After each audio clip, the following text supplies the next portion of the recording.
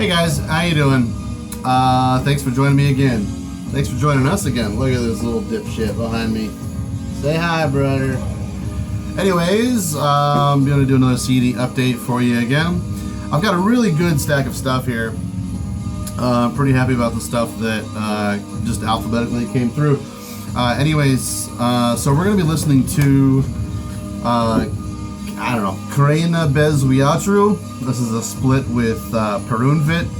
This came out on Kikatrix, Cicatrix, I don't know.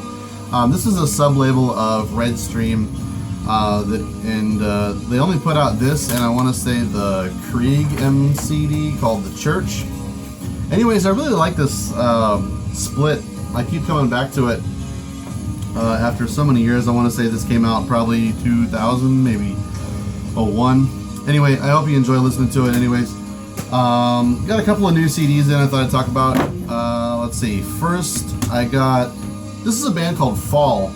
I'm kind of new to these guys, and I want to say this is a side project of the band Stworz, S-T-W-O-R-Z. Now, this is a Polish band. Kind of obsessed with autumn and fall and leaves and trees and that kind of shit, like a lot of American bands are doing. But this is kind of a little bit of a different take on it. Like I said, the band's from Poland. It's highly Druk influenced, so as you might expect. This copy is limited to 400 copies, and this is hand numbered to 405, so you might have a hard time picking this up. I actually just had a birthday, so I got myself this. I kind of splurged. Found it on Discogs for something like $12 or something like that. Anyways, I really like that band. I also have another one of their albums coming in the mail. I highly recommend, though, you check out, and I'll leave a link in the description below, obviously. They have a collection of unreleased songs, which, as far as I know, is only on their Bandcamp page. And it's fucking great. It works just like a unreleased album. It plays just like a full-length album. I couldn't really speak to how long it is for sure, but great listen. I highly recommend you check that out, even if it's just a couple of bucks. Go into their Bandcamp page. It's a great album, and this band just fucking rules. I want to say they broke up, so they're done. But I really enjoy all their stuff so far that I've heard. But the other one that I have coming, I haven't heard yet, so I'm kind of looking forward to hearing that. Okay, another one. Let's see. I have been trying. Let me make sure the lighting is good here. This is Woden's Throne's Loss. Now this came out, I want to say probably 5 or 6 years ago, and I just missed the boat on this. I don't know why. I saw them live before I even got a copy of this fucking thing. Came out on my buddy Marty's label, Binder and Productions. Beautiful fucking packaging, tons of artwork in the booklet. I don't know, I just never really got around to picking this up for some reason. It came out at a time where I was maybe without a job and couldn't afford it or something. I don't know. But I finally picked it up, and I'm really happy to have it. Amazing record. It's the vinyl goes for about $150 to $200, so I'm not going to be ponying up for that anytime soon. Also, I got these two from the same label. Let's see. This is Acheless, The Dreaming Eye. I know a lot of you guys had this really high up on your year-end list last year or so. I thought it was pretty good, but I didn't really give it a full listen. When I did first listen to it, I said, I'm going to give this a real proper listen someday down the road. I don't know why I put it off. Honestly, I guess with the Nightbringer stuff, I haven't really been able to keep up with Nightbringer all that much, and I want to say the last few releases by Nightbringer that I have managed to listen to, I felt like they were just a little bit of the same stuff. So when this came out, I was just kind of like, yeah, I'm sure it sounds just like Nightbringer. So I listened to it and I was like, yeah, it sounds quite a bit like Nightbringer, as I expected. It is a solo project of one of the people from Nightbringer, but it's a lot better than Nightbringer, I want to say, at least the newer stuff. So yeah, I'm happy to finally own that and give it a proper listen. Next, I'm almost done filling in my Virus CD collection. Another one of my favorite bands. I don't know, I just never really got around to picking up all their stuff. This is The Agent That Shapes the Desert. Really interesting release. I want to say it's a lot more darker compared to the other stuff.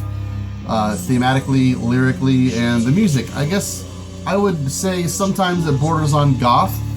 If you're familiar with these guys, they're a really experimental, interesting post-black metal band. Not in the post, like, I guess you would usually categorize bands like Falls of Raros or Panopticon or something, but just a really strange band.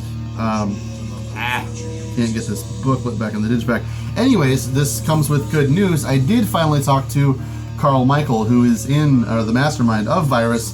I talked to him again the other day. I said, hey, about that interview, do you mind if I ask you a couple of questions? I'm doing a documentary. And he said, good. So I've been working on the documentary. I'm still in the writing phases of it. I kind of wish that I hadn't started talking about it so early because I'm still very much in the fetal stage in creating it. But good news, that's cool. He's going to be able to contribute some exclusive details, information, stories, anecdotes, whatever, to have you to what I am creating about a musician that I just pretty much idolize.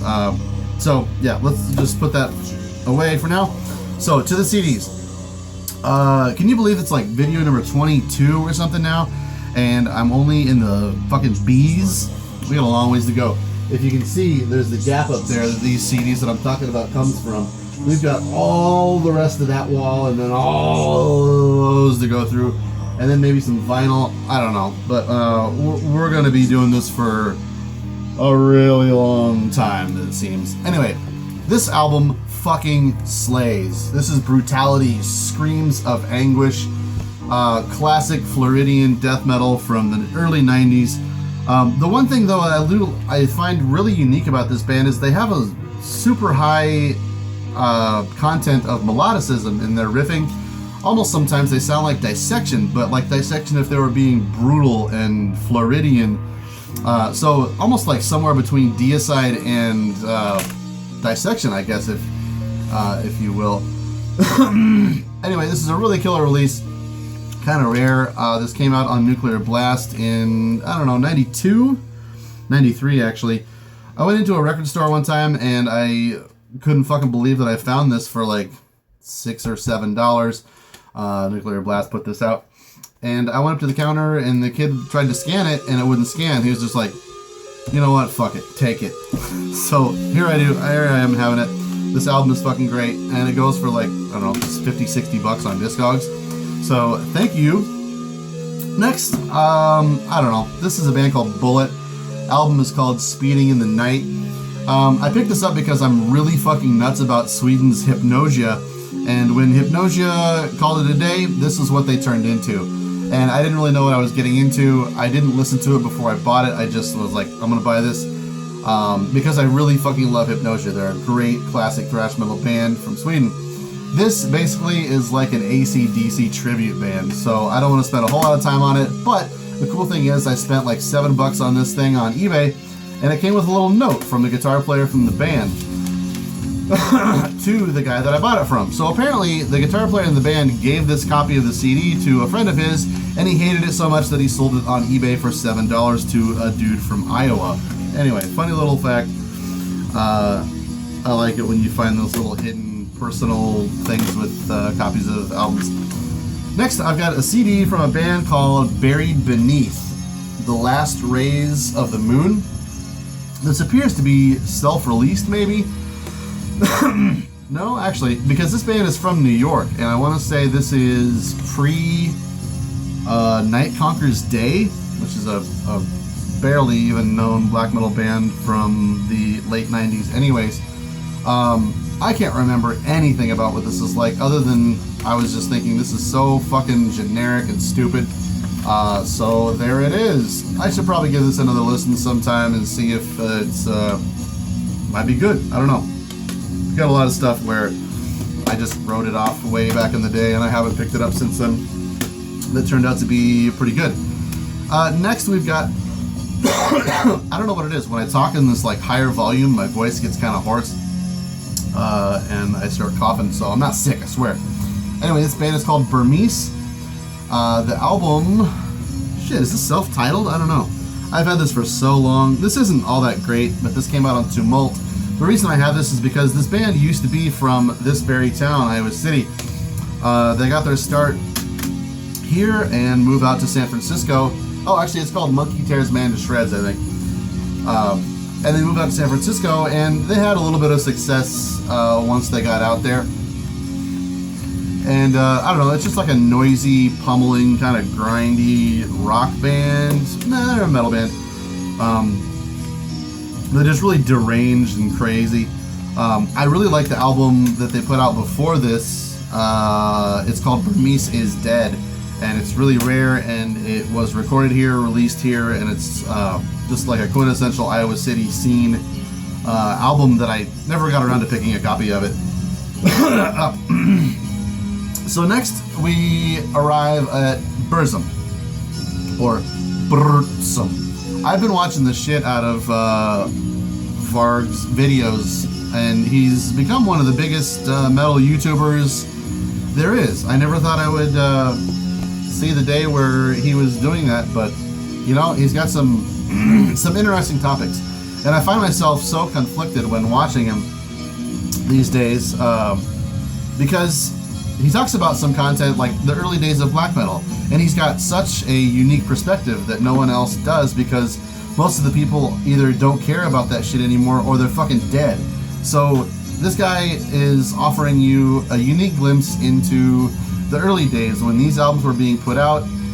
He's offering some potentially unbelievable opinions about the relationships of people between these bands, and you know, I'm really curious to hear like what would some of these people's reactions be to what he is saying now, because he's got you captive in your interest of his stories, and he's kind of going off the topic. Anyways, I'm getting off the topic anyways. Just, I want to say, like, if you're going to be watching these Burzum videos, just take them with a grain of salt and realize that he has a fucking agenda behind all of it.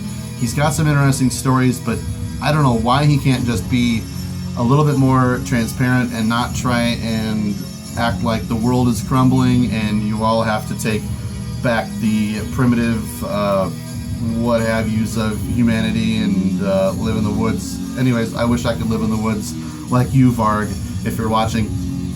Let's get back to the fucking albums, goddammit. This is Oskay and self-titled put together. This is the Simon Fain version. Or Simon Fain Misanthropy. I never really got. Are these rare or what? I got them throughout the years. I don't know. Anyways, this is the really, really raw stuff. Really good. It's a template for tons and tons of black metal bands. This is Hivius Lazataros. Pretty much the same thing could be said about all these until you get to Philosophem. This is Detsa Mangangvar. Honestly, I'm not all that crazy about these three albums. Not that I think they're all that bad. I've just never really gotten around to spending a lot of time with them like I feel like most people have. I did have a tape of Detsa Mangangvar in my car for a couple of months, so I would say, apart from Philosophem, which I'll get to in a minute, this is the one I really, really prefer. The ambient track on this is really, really, really good. But yeah, all three of these, like, in my mind, I know I'm gonna throw my poser cards out here on the table, but I couldn't really tell you a whole lot about the differences between the three of these albums. Having said that, though, this was one of the first black metal records that I ever heard. And it's a funny story that actually happened. A friend of mine was a foreign exchange student in Germany in 1996. He came back from Germany with a pile of CDs, and this was on top of it. And so he came over to my friend's house, and this friend and I were new friends, and so I hadn't met this guy Nick from Germany yet. So he came over to my friend's house, and they were catching up, and he had this stack of CDs that. You know, they looked like black metal. I was very, very, very new to black metal at that time. But so imagine just having this guy go over to Germany and, you know, pick out what black metal was big at that time in like 96, 95, 97. And come back and give me a handful of stuff with, you know, such a different perspective in Germany at the time than here. Anyways, so he had a stack of CDs about this big, and this was on top. And so while the guys were chatting and catching up, I was just like, I want to see what this is about. Because I just couldn't imagine, like, why would a black metal album have, I don't know, a woman with a trumpet, over the hillside, you know? I don't know. So I put it in, I went downstairs, I put on some headphones, I let the guys catch up, and I want to say I smoked some pot too, and I listened to this whole album, and I don't know, this is one of the most remarkable experiences I've ever had with music. And this, to this day, I think has a lot to do with how fascinated I am with black metal and its powers. So that's what I can say about this album. It's really great, simplistic black metal. I don't know what is with this version. I've never quite been able to figure out what this German version sticker means. Anyway, I picked this up at Milwaukee Metal Fest '97, so I know it's old and original, but I don't know, it doesn't really matter. It's a great album. It's definitely my most listened to Burzum record. But then again, like I said, getting to know Burzum's, or Varg's, politics and how he always has a penchant for offering you some fucking opinion that I just couldn't give a shit about, with some information or stories or history or commentary that I am kind of interested in. I just, you know, if you're gonna try and have some ulterior motives about offering your opinions or agendas to people, then I don't really want to fucking hear it. I'm trying to find a copy of Lords of Chaos if I have it handy, which I don't. Anyway, whatever. So that's Varg. That's my opinion on Varg in a nutshell. So let's move on. Cadaver, In Pains. This is an original earache release. This is killer old school death metal, and surprisingly this is out of Norway. This band used to headline shows that Dark Throne and Mayhem were playing under them. So I'm really surprised that like a lot of people aren't still talking about Cadaver. They put out another good record, Hallucinating Anxiety, I want to say. I never really understood the artwork on this album, but found this used for a couple of bucks. Now this features Anders Auden. I guess in the photos it would be this guy. Anders Auden is a guy that a lot of people don't know, but I think they should. He's in a lot of he's kind of like an auxiliary player in a lot of interesting bands. He played on Celtic Frost's Monotheist. He also headed up the reincarnation of Cadaver, which was called Cadaver Inc. So Cadaver, I want to say they split up in like '94 or so, and they picked it back up again in late '98, '99 or so, with Apollyon and Carl Michael, and I want to say the guy's name was LJ Ballvans on bass. This is a totally different direction for the band, hence the name Cadaver Inc. It was a lot more industrial. I guess comparing it to something more modern, I guess you could really say it's more like a black metal or grindcore album. This came out on Earache in 2001, and they did some touring in support of it. And I actually saw them live in Milwaukee in 2000 for it, I want to say. Anyways, this is a really just fucking pummeling, disastrous fucking album. Highly recommend you check it out. The drumming is so stellar. This is one of the best drum performances of one of my favorite drummers, Carl Michael. But yeah, it's just unbelievably fucking pummeling. Definitely check out if you haven't heard it in the description below. By the way, while I'm thinking about it, I haven't plugged this in a while. If you just can't get enough of me and you're sick of me just doing this once a week, I hope I can hold up to that. You can follow me on Instagram. I'm also doing stuff kind of like this on Instagram, featuring albums, talking about music, metal, what have you. I'll put a link down below. Anyway, the username is carrier_of_wounds. So next, I did talk about this album in my last video, I want to say, Caladan Brood's Echoes of Battle, but I didn't really elaborate on it, and since it falls in alphabetically with this pile, I guess I will somewhat. Anyway, this version is on Northern Silence, and I picked this up from that guy Brian for $5 the other day.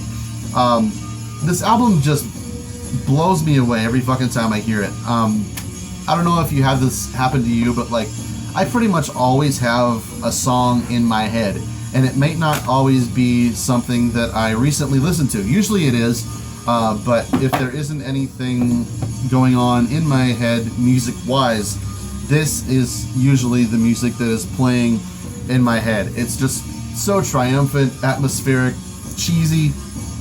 I kind of feel like it's positive music in a way.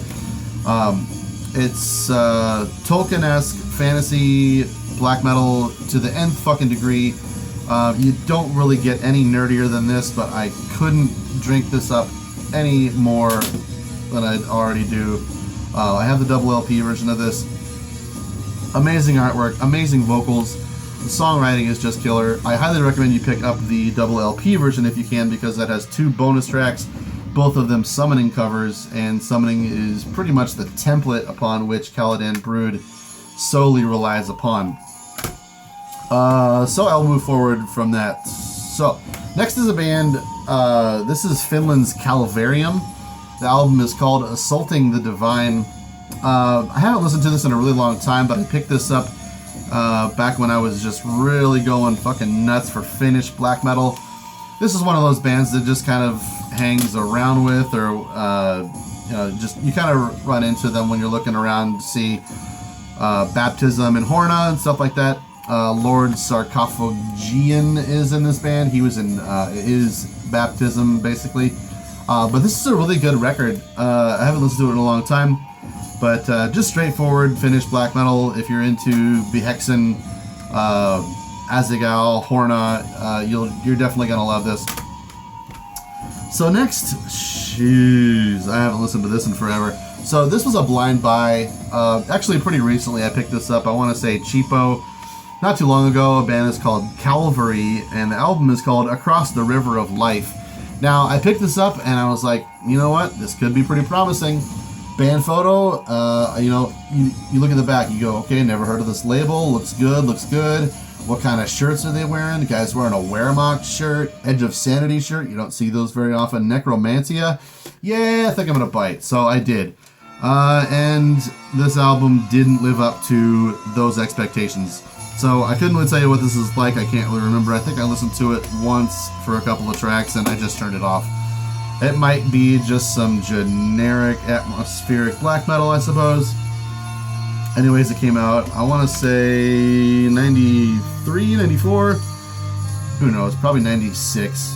Yeah, check it out. Next, oh man, going into some death metal here. This is Cancer. This is one of my favorite death metal bands, and I think I talked about this album in a previous video called You Gotta Fucking Hear This. But this is their first album, To the Gory End. This is a little bit more on the thrash side of things for the band, and this album doesn't feature James Murphy as the second album does. But it's a killer, it's just a staple of death metal from the 90s. This came out in 1990. Look at this fucking hole in it. Anyways, I found this in a cheap bin for $3 many moons ago. Yeah, just killer, standard. I think these guys were from the UK, but they really fall in line with, I don't know, Bolt Thrower, Obituary, somewhere along those lines. So this is really where it's at. James Murphy joined them on guitar, and I don't know, I guess I don't really know a whole lot about James Murphy's discography. I want to say he was in Death. I know he did that band Disincarnate. Disincarnate I could never really get into. I never really understood why. But this album is just really where it all comes together for these guys. Perfect fucking songwriting. I just bang the shit out of my head every time I put this on. The songwriting is just so stellar and memorable and catchy. The production on this is just amazing. I wish so many more bands would get the balls together to actually sound like this. I wonder what Scott Burns is actually doing these days. Maybe I should look that up, or whatever happened to More Sound Studios. So I found this for $1 at a pawn shop. That's quite a rarity now too. And in Seattle when I was visiting, probably 365 days ago today, I found this album, Cancer's The Sins of Mankind. So this is their third record. And I want to say James Murphy did leave. The booklet on this is fucked up. It's just this thing. So it's missing the actual cover. But it's the record that counts. This thing is really great. I go on cancer binges on and off where I listen to both of these albums just from start to finish over and over and over again. I sing along with this one, and I'm still just kind of getting used to learning how that one goes. So, wow, yeah, we blasted through those pretty quick. Anyways, thanks for joining me. Thanks for subscribing. I may be able to plug in one more video before we head to Europe. If not, we'll see you in a while. I should be able to get another video in, I guess, now that I think about it. But anyways, who cares? Thanks for watching. Have a good one.